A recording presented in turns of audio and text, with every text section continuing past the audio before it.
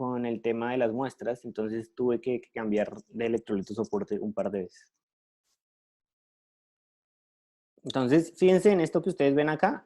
No sé si alguna vez ya les había mostrado un electrodo de trabajo, pero este es un electrodo de trabajo y es un electrodo de glass y carbon, ¿listo? Aquí en la parte de arriba, donde ustedes ven esta partecita amarilla, ahí eso es lo que va conectado a unas pinzas que van al potenciostato, y la parte de abajo, si se dan cuenta, esto negro de aquí está hecho de pasta, pero si alcanzan a ver como un puntico que hay en la mitad de acá, en la mitad de esa pasta, como un puntico como más negrito, ¿sí? ¿Sí lo ven?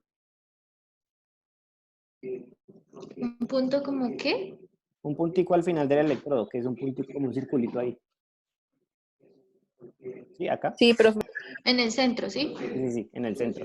Eso que ustedes ven en el centro es el carbón vitrio. ¿Listo? Ese es un electrodo de carbón vitrio o de glass y carbon. Entonces, eso que ustedes ven ahí en realidad es como un vidriecito, como una pastica ahí transparente. Eso es un electrodo de glass y carbon y el diámetro de este electrodo era de 3 milímetros. Este fue el que yo usé. El electrodo de referencia, fíjense, así era que yo les decía el electrodo de referencia. Este es un electrodo de plata, cloruro de plata. Ese electrodo de plata, cloruro de plata, tiene aquí en la mitad un alambre de plata y lo que se ve por dentro, que es como una agüita que se ve ahí, es una solución de cloruro de plata y aparte está saturada con cloruro de potasio. Entonces eso se llena aquí por este ladito de acá, ¿cierto? Y esta parte que está encima de lo amarillo es lo que va conectado también al caimán que lleva el alambre del potenciostato. Y el contraelectrodo es esto que ustedes ven acá, o el electrodo auxiliar, era un alambre simplemente que era una aleación de titanio con hierro. Bien, ese era el electrodo auxiliar. Entonces ya bueno, vamos a ir a la metodología, que fue lo que se hizo con las muestras, ¿listo? Entonces lo que fui, como lo que les dije ahorita, es que fui al supermercado, escogí 5 marcas de atún y compré 2 latas de cada marca de atún, ¿listo? Obviamente no se podía una, porque el tema de la repetición, pero tampoco se podían más por el tema del tiempo y por el tema de la plata, obviamente. Uno cuando está en pregrado, pues apenas tiene para las fotocopias. Entonces, pues, grave la vaina. Y para el viernes, ¿no? Para el viernes para ir al hueco. En mi caso no era hueco, sino se llamaba Rocola, entonces, y vendían el Pokerón a 3.000. Ay, yo me estoy grabando esto. Bueno, olviden eso. Lo primero que se hace con Profe, esto, ya quedó todo grabado. lo primero que se hace con esto es, se vaciaba, yo cogía toda la lata, la escurría, listo, le sacaba el agua, eso sí, compré atún, no en aceite, sino en agua, porque el aceite también me iba a perjudicar un poco por el tema del por el tema de las grasas, porque esas grasas seguramente me iban a afectar ahí en la medición. Entonces lo que hice fue comprar en agua, le sacaba todo el contenido de agua y luego vaciaba como tal lo que había dentro de la lata, o sea, el atún, lo vaciaba ahí dentro de un recipiente, pues, y ya después de que lo vaciaba dentro del recipiente, cogía y pesaba 5 gramos de cada lata, ¿listo? Esto era súper clave, tener como muy precisas las medidas, las llevaba a una balanza analítica y medía 5 gramos de la muestra. A esos 5 gramos de la muestra, lo que yo hacía era adicionarles 25 mililitros de ácido sulfúrico 18 normal, o sea, esos ácidos sulfúricos súper concentrados. ¿Listo? Ese es el que le arrojan a las novias y las exnovias y los exnovios celosos en la cara a los exnovios, ¿no? Si han visto esas noticias. Y aparte 20 mililitros de ácido nítrico a una concentración de 7 normal, también es un ácido bastante salvaje. Esto, mejor dicho, es una solución súper salvaje, ácidos muy fuertes. ¿Por qué se necesitaban ácidos tan fuertes? Pues para romper toda esa materia orgánica, para romper todas esas cadenas que tenía el atún, todas esas cadenas orgánicas que tenía el atún y poder liberar todo lo que había dentro de esa pulpita, digamos, dentro de esa carne. Había que liberarlo todo para dejarlo en solución. Entonces, adicionando ácido sulfúrico y ácido nítrico a estas concentraciones tan salvajes, lográbamos romper esas cadenas. Y aparte de eso, le adicionaba yo 1 mililitro de molibdato de sodio al 2%. ¿Para qué se usa el molibdato de sodio? Resulta que, como yo les decía al principio de la presentación, el mercurio es un gas muy volátil. Entonces, si yo le aplicaba esto primero me crea una reacción exotérmica, es decir, que ahí mismo yo mezclo estas cosas, ahí mismo se me va a subir mucho la temperatura. Y si se me sube mucho la temperatura, ahí de una vez el mercurio, pues pum, se me va a evaporar y se me va a ir. Entonces lo primero que yo necesitaba era agregar molibdato de sodio para evitar que se evaporara, y segundo, tener eso completamente sellado después de que yo le fuera a hacer el posterior tratamiento. Entonces, cuando le agregaba con el molibdato de sodio, garantizaba que no se me fuera a ir en forma gaseosa el mercurio. Ya posteriormente a eso, entonces eso obviamente lo tapaba para evitar que pues, se fuera el mercurio, y lo dejaba reposando durante 24 horas pues, para que se acabara de mezclar todo muy bien y, que volviera a tener una temperatura ambiente, porque de verdad las temperaturas aumentaban bastante con esa mezcla tan salvaje. Esto tenía que ser en una cabina de extracción porque obviamente pues igual los gases podrían ser algo dañinos para la salud.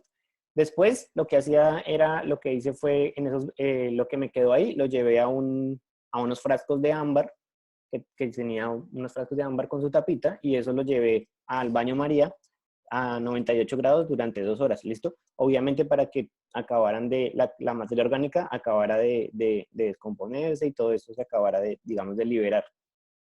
Entonces, ya después de que lo llevé al baño María, lo dejé enfriar a temperatura ambiente, nuevamente a retomar una temperatura pues algo normal, algo más tranquila, y estas fueron las muestras que tenía, ¿listo? Entonces, si se dan cuenta, pues casi todas estos eran vasos de 50 mililitros, balones de 50 mililitros.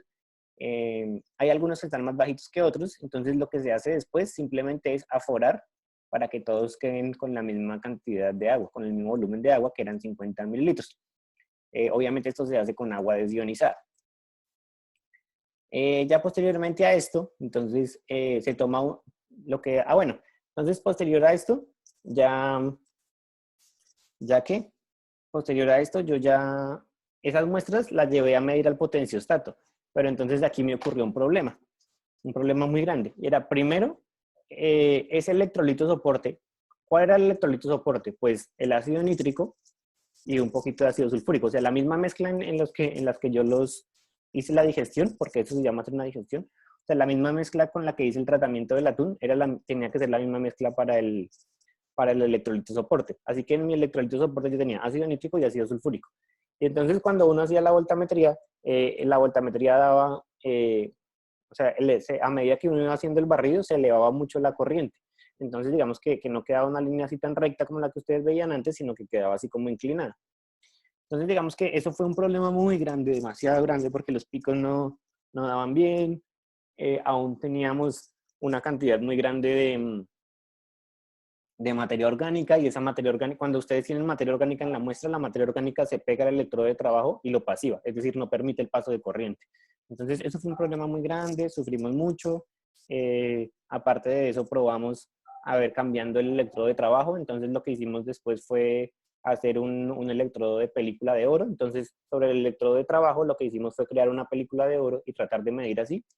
Y obviamente con las soluciones patrón era perfecto, pero ya con estas muestras no estaban dándolos. Eso ya es la parte de la tesis cuando uno empieza a pensar, uno empieza a tener esas dudas existenciales, si debí hacer esta tesis, por qué mejor no hice pasantías, por qué mejor no me dediqué a trabajar, por qué mejor no vendí frutas en el semáforo.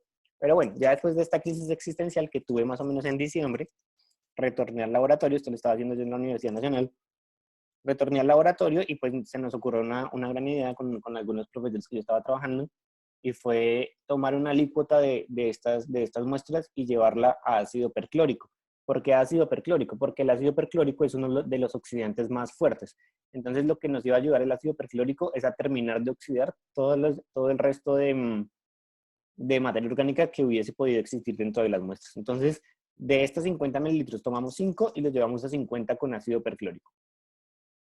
Entonces, ahí lo que hicimos, como ahora teníamos la muestra en ácido perclórico, pues obviamente el electrolito soporte ya no iba a ser ácido nítrico, sino ácido perclórico. Bien, entonces ya después de esto, ahora sí nos empezó a funcionar la lectura de las muestras. Y entonces ya definimos algunas cosas importantes, que definitivamente el electrodo de carbón vitrio era el mejor para medir esas concentraciones de mercurio. Segundo, que el electrodo de referencia, pues sí, ese sí va a ser el plata cloruro de plata. Eso nunca se pensó en cambiar. De hecho, porque no es que existan muchos otros electrodos de referencia. Yo no conozco ningún otro que no tenga plata cloruro de plata.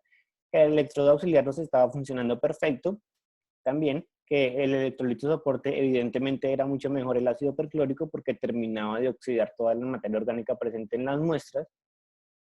Que esto de la deposición, chicos, yo nunca se los he explicado, pero se los voy a explicar en este momento. ¿Qué significa el potencial de deposición? Antes de que ustedes hagan el barrido, antes de que ustedes empiecen a hacer ese barrido de subir el potencial y de llevarlo como escalera y todo el cuento, antes de que se empiece a hacer eso, lo que ustedes hacen es, ¿se acuerdan que cuando vimos la voltametría cíclica existían unos hierros 3 que no alcanzaban a llegar al electrodo de trabajo y por ende no se alcanzaban a transformar? ¿Sí se acuerdan de eso? Y que por eso se formaba el pico. Sí, señor. Entonces, Sí, profe. lo que se hace con la deposición es tratar de mejorar ese aspecto de que lo que esté muy lejos no alcance a llegar al electrodo de trabajo. ¿Cómo se llama? ¿Cómo se arregla eso? Lo primero que se hace es que la solución se agita. ¿Listo? La solución se agita para que todo lo que esté dentro de la solución se empiece a mover, todos los mercurios en este caso. Y luego lo que yo hago es poner un potencial lo suficientemente negativo para que atraiga todos los mercurios, para que atraiga todos los mercurios. ¿Eso qué quiere decir? Que lo que estoy yo haciendo es como crear un imán que me atrae todos los mercurios ahí. ¿Listo? Para que cuando yo vaya a hacer el barrido, para cuando empiece el barrido, todos los mercurios ya los tenga cerca. Entonces yo no voy a tener ese problema de decaimiento y los picos me van a salir mucho más altos. O sea, voy a tener un mejor límite de cuantificación, una mejor sensibilidad, un mejor límite de detección. Entonces, lo que hacíamos era agitar la solución y aplicar un voltaje de menos 500 milivoltios durante 240 segundos. Eso me garantizaba que todos los mercurios 2 que hubieran dentro de la muestra quedaran cerca cuando yo fuera a hacer el barrido. Después de los 240 segundos de agitación y aplicando ese voltaje, ¿qué tenía que hacer? Dejar eso completamente quieto, porque ustedes saben que cuando yo hago el barrido tiene que estar completamente quieto. Y entonces yo empezaba a hacer un barrido desde menos 200 milivoltios hasta 500 milivoltios, a una velocidad de 200 milivoltios sobre segundo. Y, bueno, entonces entre la agitación del tiempo de deposición y el barrido yo esperaba 10 segundos para que eso me quedara completamente quieto, ¿listo? Porque si apenas paraba el agitador, yo empezaba a leer, pues eso aún se estaba moviendo. Entonces lo que hacíamos era esperar 10 segundos a que se acabara de agitar la solución para empezar a hacer el barrido. Y la amplitud del pulso, ¿qué es la amplitud del pulso? ¿Qué tan grande iba a ser el salto yo? Esa amplitud del pulso era de 50 milivoltios. Bien, entonces algunos de los resultados que tuvimos fue, por ejemplo, esto. Lo primero era determinar cuál iba a ser el potencial de deposición. ¿Listo? Entonces sabíamos que era un potencial muy negativo, pero no sabíamos exactamente cuánto iba a ser ese potencial. Entonces nosotros empezamos a hacer varias pruebas y la gráfica que ustedes ven aquí son pruebas con una solución patrón siempre de 2 partes por millón, pero varían del potencial de deposición. Entonces si ustedes se fijan en la más chiquita, en la montañita más bajita de aquí, eso fue con un potencial de deposición de menos 2 voltios, o sea, menos 200 milivoltios. La que sigue de aquí ya fue con menos 300, la que sigue verdecita fue con menos 400, la que sigue, la azul, la más alta, fue con menos 500 y la que está de segundos fue con menos 600. Entonces, a partir de esta prueba, yo pude determinar que el pico más alto y que el más definido se me hacía con menos 500 milivoltios. ¿Listo? Entonces, por eso fue que el potencial de deposición fue menos 500 milivoltios. Ahora, ¿cómo supimos cuánto tiempo era? Pues también hicimos varias pruebas, también hicimos diferentes pruebas en las cuales variamos los tiempos desde 30 segundos hasta los 270 segundos cada 30 segundos. Entonces, la gráfica que ustedes ven aquí es esa y obviamente escogimos el pico que fuera el más alto. En este caso, creo que aquí no alcanzo a ver en la diapositiva porque me está tapando aquí el cuento del zoom, pero creo que es la de pico azul. Entonces, esa de pico azul representaba los 240 segundos. Entonces, por esta razón fue que se escogió el potencial de menos 500 milivoltios y el tiempo de 240 segundos para la deposición. Que esa deposición también se conoce como un paso de preconcentración. También lo pueden encontrar ustedes en los libros y en los artículos científicos. Ya hablando un poco de... Sí. No entendí los 240 segundos, o sea, ¿por qué fue que lo escogió? Sí, porque entonces lo que uno hace para seleccionar el tiempo de preconcentración o el tiempo de deposición también es hacer barridos con diferente tiempo. Entonces, siempre lo hice de nuevo con 2 partes por millón. Pero entonces lo que hice fue ir variando cada 30 segundos. Entonces, el primer barrido lo hice a 30 segundos y fue la primera montañita, la que está más abajo. El segundo lo hice con 60, el tercero con 90, con 120, con 150, con 180 y así sucesivamente. Y a partir de todas las gráficas, que son las que ustedes ven ahí en la gráfica de la derecha, todas esas son los barridos que yo hice. El pico más alto que hay ahí es el de 240 segundos. Entonces, por lo tanto, como era el pico más alto, pues era porque presentaba mejores límites de detección para mí, mejor sensibilidad. Entonces, por eso fue que se escogió los 240 segundos. ¿Sí? Ah, bueno. Sí, señor. Bien, entonces ya después de esto, hablando un poco de lo que usamos, tuvimos por obligación que usar adición patrón. Porque resulta que esas muestras eran muy complejas, la matriz de la muestra era muy compleja, entonces yo no podía relacionar el resultado de la muestra con la curva de calibración, porque es que la curva de calibración a mí me salía perfecta, entonces a mí no me salía con esas cosas así como muy de lado, sino me salía una línea completamente recta, entonces no había sentido en que a pesar de que yo hice la curva de calibración, esa curva de calibración no se podía relacionar con las lecturas de las muestras. Entonces lo que hice fue la adición patrón o la adición estándar. En lo que yo hacía, lo que yo hacía era adicionar mercurio a la muestra, volver a hacer la lectura, ¿cierto? Y así hallar una línea recta. Yo tampoco, yo era mi mamá tampoco. O sea, todo el mundo, yo también hago el esfuerzo de lavar, de hacer las... ¡Ah! Valentina. Pelea. Bueno, Es intrafamiliar. ay, ya Ser no diga nada que yo también estaba en una pelea por allá. Y el cuento es que con la adición patrón, pues lo único que se hace, como ustedes ya saben, es alargar la línea hasta que crucen la parte negativa y ahí ya sería la concentración de la muestra, ¿cierto? Esto ya lo sabemos bastante bien, esto ya lo hemos trabajado en clase. Y entonces, fíjense, esta es una señal de respuesta para la muestra A2. ¿Listo? Chicos, no me escriban por Excel porque no puedo ver cuando estoy presentando, no me deja ver. Esta es la señal de respuesta para la muestra A2. Entonces, este pico de aquí... ¿Qué? Profe, ¿por qué no la silencio? ¿Por qué no le apaga el micrófono? Es que mientras estoy presentando, no me deja hacer eso. O sea, tienen que hacerlo ustedes mismos. Entonces, fíjense aquí, esta montañita que ustedes ven aquí, la de la mitad, es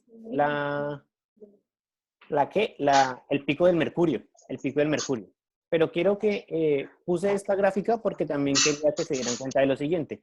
Y es que aquí no solamente hay un pico de mercurio, sino también hay un pico aquí a la derecha, que es este pico de aquí, y hay un pico aquí muy pequeñito a la izquierda, que es este que ustedes ven aquí, más o menos cerca de los menos 0.17 voltios. ¿Sí se dan cuenta de este pico de aquí y del pico de la derecha? Sí, profe. Sí, señor.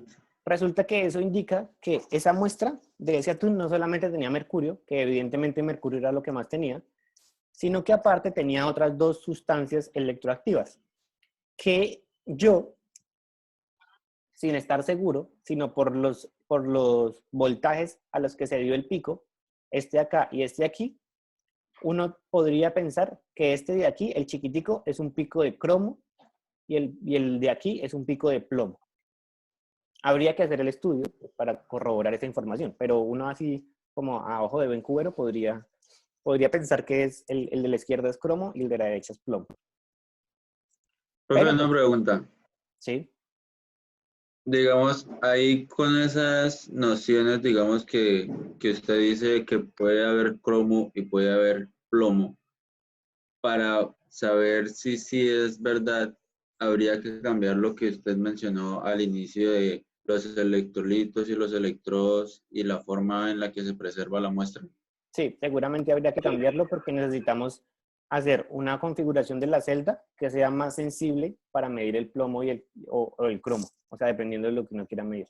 Entonces hay que hacer, porque si ustedes se dan cuenta, este pico es muy chiquito, es muy difícil de poder decir como cuánto, o de poder relacionarlo, ¿me entiende? O sea, puede ser parte del ruido, de hecho. Entonces habría que hacer una configuración de la celda que sea más específica para medir, en este caso, el cromo o el plomo. Ok, gracias. Ya posteriormente a estos resultados, pues simplemente lo que se hizo fue el cálculo de los resultados como tal de cada una de las muestras, ¿listo? Que son los que les voy a presentar aquí. Por ejemplo, por lo menos este es la muestra del cálculo de la muestra A2, ¿listo? Para explicarles cómo se hizo el cálculo. Entonces, con la muestra, solo con la muestra, sin hacer adición patrón, yo tenía un pico de corriente de 2.01 por 10 a la menos 6 amperios. Ya cuando adicioné el primer patrón, yo le adicioné adrede, le adicioné 0.682 partes por millón. Es decir que, y obviamente me creció el pico, cuando yo le hice la adición patrón, pues me creció el pico, o sea que me dio 6.12. En la segunda adición patrón, pues me volvió a crecer el pico evidentemente, y en la tercera, pues me creció el pico, es decir que la adición patrón sí estaba funcionando bien. Y cuando uno hace la gráfica, pues simplemente lo que tiene es una gráfica de este tipo. Si ustedes se dan cuenta, aparte de que sí estaban creciendo los picos, sí estaban creciendo de forma lineal. Y eso se da uno cuenta por el R cuadrado, ¿cierto? Ese R cuadrado para mí era de 0.99776. O sea, se ajustaba muy bien en la adición patrón al comportamiento que estaban teniendo las adiciones patrón. Entonces yo ahí ya pude determinar que efectivamente así me estaba sirviendo y así pude determinar la concentración en cada una de las muestras que tenía de atún. Y los resultados son estos que ustedes ven acá.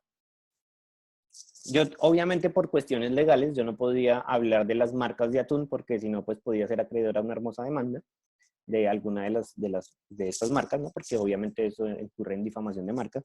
Y bueno, lo que hice fue codificarlas, ¿no? Pero sin decir el nombre, solamente asignarles unas letras aleatorias. Una fue la marca de atún AL, otra fue la marca de atún AT, otra fue la marca de atún BG, otra fue la marca de atún BIC y otra la BC. ¿Listo? De esas 5 marcas de atún que yo utilicé, 3 eran de Colombia y 2 venían de Ecuador. Y lo que hice, pues bueno, obviamente ustedes saben que lo que hice fue hacer 2 latas por cada marca de atún. Así que imaginen, solo cocía 5 gramos de cada lata. Entonces eso fue un poco de atún que me comí después de que hice eso. Me la pasé comiendo atún todo el día. Y obviamente antes de estos resultados, porque ahora ya casi no como tanto atún. Y los resultados de esto fue que la muestra L tuvo 2.33 partes por millón y 3.03. ¿Listo? Para la AT dice ND. Eso quiere decir que estuvo por debajo del límite de detección, o sea, no definido. El límite de detección de la técnica era 0.01 partes por millón. Por lo tanto, si aquí dice ND, quiere decir que la concentración en esta muestra, no quiere decir que no haya, pero quiere decir que la concentración estuvo por debajo de 0.01 partes por millón. Para la muestra BG, tuve 3.08 partes por millón y 2.18. Para la muestra BIC, tampoco, que es del Ecuador, tampoco se obtuvo concentraciones por encima del límite de detección. Y para la BC, que fue la más preocupante, se obtuvieron 3.17 y 4.14 partes por millón. Después de estos ¿Y cuál era, profe? No, eso no se puede decir, ¿no? ¿Qué tal que usted sea de alguna de las empresas de estas y me esté poniendo cuidado aquí lo que le estoy diciendo? Sobre todo. Diga, profe. Después cabe una demanda. Sí, claro, eso es una vaina grave. Entonces, póngale cuidado. Una de las conclusiones más importantes de esto, chicos, es que debido a las normas, a las exigencias de importación que tiene el INVIMA es mucho más exigente para la importación de comida que para la comercialización dentro del mismo país. Es por eso que todas las de Colombia dieron concentraciones altas. En cambio, las de Ecuador ni siquiera alcanzaron el límite de detección.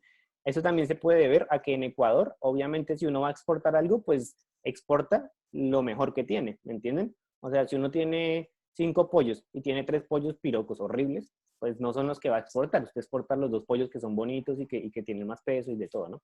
Lo mismo pasa con los atunes. En Ecuador no van a enviar los atunes más viejos y más feos y más todo. En Ecuador van a enviar los más jóvenes y todo. Que sean más jóvenes implican también que obviamente como no han vivido tanto, pues no tienen tanta concentración de mercurio. Entonces, digamos que esa fue una de las conclusiones a las que yo llegué. Obviamente eso habría que comprobarlo. Es una hipótesis más bien a la que yo llegué después de hacer este trabajo. ¿Listo? Así en forma de conclusiones, pues también tenemos estas. De las 5 marcas de atún, 3 excedían los límites establecidos en la legislación colombiana. así como los límites pues internacionales. Obviamente si excede los de la norma colombiana, pues excede los internacionales. Después de que yo hice este estudio, como 6 meses después, fue que fue el escándalo ese que hubo, que salió en noticias y todo, que los lotes de atún contaminados con mercurio. No sé qué. Además, la muestra B2 Le filtró información. tuvo una concentración de más de 4 veces lo establecido en la norma nacional, que fue la que tuvo 4 partes por millón. Las marcas AT y BIC fueron las que presentaron niveles por debajo del límite de detección y como yo lo planteé en ese momento, pues seguro eso se debía a las normas de importación. Se observó que las señales de respuesta no solo existía mercurio, sino que también otras especies que se producen en otros voltajes, que como les dije, como por intuición, mejor dicho, sexto sentido masculino, fue, pues para mí, era plomo y mercurio, para mí, habría que comprobarlo, lógicamente. Ahí hay muchas oportunidades, obviamente, de investigación, de tesis, bueno, en fin. El tratamiento de la muestra se realizó mediante lo establecido en la NTC 1322, ¿listo? La NTC 1322 es la norma técnica colombiana que dice cómo se cuantifican los niveles de mercurio en el atún. Pero entonces, esta NTC 1322 dice, no dice que se hace por voltametría, sino dice que se hace por generación de hidruros en frío. Entonces ahí es donde dice que se utiliza el ácido sulfúrico, y lo que se complementó a la NTC 1322 para poder usarla con la voltametría fue la adición de ácido perclórico. Así que lo que yo hice fue mejorar la norma técnica para que pudiera ser usada para voltametría. Se determinó que para la mejor configuración de la celda electroquímica, bueno, los electrodos, que era de 3 milímetros de diámetro, eso me da un área de 7.68 metros cuadrados, el electrodo de referencia, plata, cloruro, plata, bla, bla, bla. El electrolito soporte de ácido perclórico, el potencial de deposición son menos 500 voltios y con un tiempo de 240 segundos, y el barrido entre menos 400 y 500 voltios. De hecho, se podía hacer desde menos 200. Con la configuración de la celda electroquímica, el pico del mercurio, esto es importante, el pico del mercurio se presenta entre los 180 y 200 milivoltios. O sea, lo normal es que si uno tiene un pico entre ese voltaje, teniendo esa configuración de la celda, uno ya podría determinar con seguridad, con cierta veracidad, de que eso es mercurio. ¿Listo? No sé si... bueno, estas son recomendaciones también, obviamente, en los tesis tienen recomendaciones. Obviamente, uno de los problemas más grandes que tuve fue la pasivación del electrodo de trabajo debido a la materia orgánica. Entonces, se recomienda hacer, después de hacer el tratamiento de la muestra, también hacer una buena filtración, pasarlo por un papel filtro para eliminar la materia orgánica y aparte utilizar el ácido perclórico pues para acabar de oxidar la materia orgánica que pasa al filtro. Porque de verdad eso va a ser un problema muy grande con el electrodo de trabajo, sea el electrodo de trabajo que sea, se pasiva. La materia orgánica pasiva el electrodo de trabajo.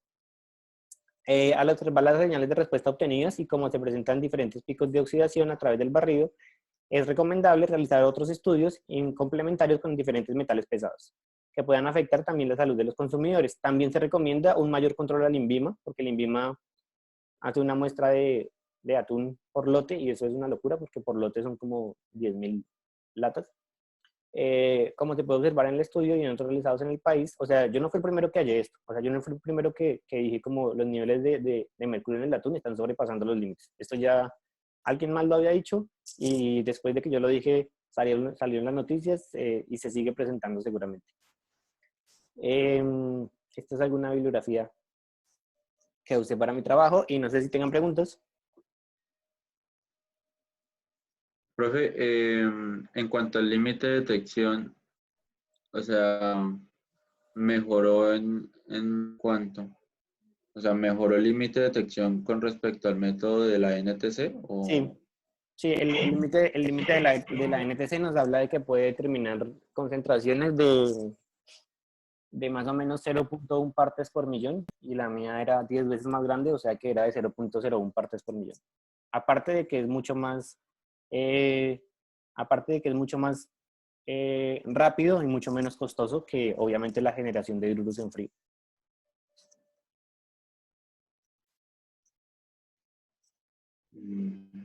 No sé si tengan alguna otra pregunta.